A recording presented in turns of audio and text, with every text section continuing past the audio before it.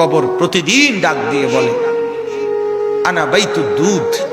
প্রত্যেকের কবর প্রত্যেককে ডেকে বলে, ও আল্লাহর বান্দা, জানো আমি পোকামাকড়ের ঘর, পোকামাকড়ের ঘর। তুমি তো সেই বান্দা যে একটা মশা কানের পাশ দিয়ে উড়ে গেলে তোমার ঘুম বন্ধ হয়ে যায়, চোখ মিলে যায়। একটা মশার গুনগুন আওয়াজ সহ্য করতে পারো না।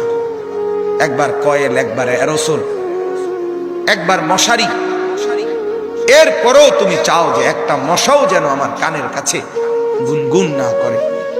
তো 5 ঘন্টার ঘুমের জন্য, 6 ঘন্টার ঘুমের জন্য বান্দা এই যত্ন নিলা, অনন্তকাল কিংবা বছরের পর বছর কবরের যে ঘুম দিবা, পড়ে থাকবা সেই ঘরে, পোকা মাকড়ের ঘর, সেই ঘরে তুমি ঘুমাইবা কেমনে, থাকবা কেমনে? আমার বাপ, আমি থাকবো কিভাবে?